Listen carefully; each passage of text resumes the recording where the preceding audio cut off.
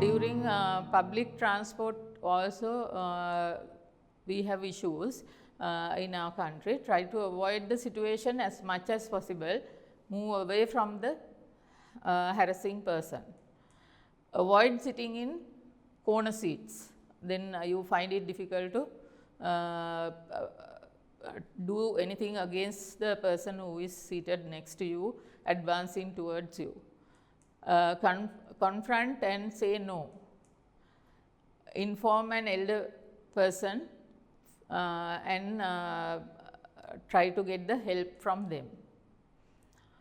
In a boarding place or hostel, try and avoid staying alone.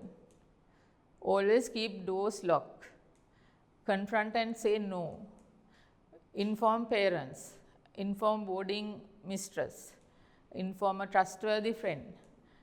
If possible, change the boarding place. Never feel guilty and blame yourself.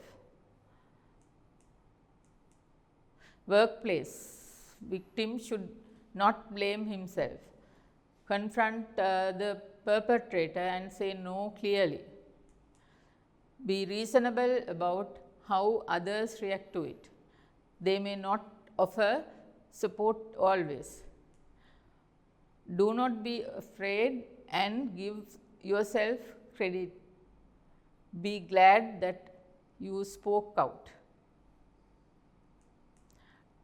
Taking appropriate actions and even preventive actions also, because sometimes the outsiders come to your place, especially if you give your details in your social media or in the web, if they have telephone numbers or whatever the way they can contact you, then they will come.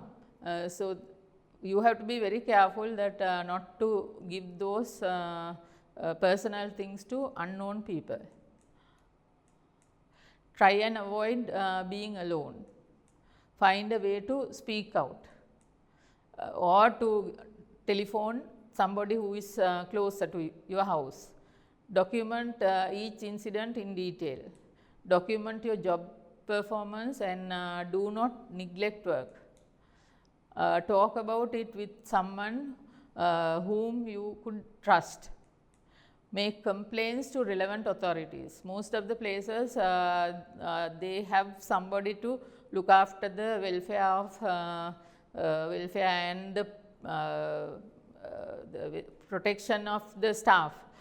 So that person can be informed whenever you have any suspicion of abuse happening in the workplace. Prevention of sexual harassment. Drastic measures: report to police, file a lawsuit. Those two are the final the drastic methods. So you can think of preventive measures first. Because when you go for legal procedures also, there are some drawbacks in that also. You have to spend money also, but there are now legal aid systems available in Sri Lanka. So you have to know all these things and get hold of adult person always who is trustworthy whenever you are in trouble, to get help.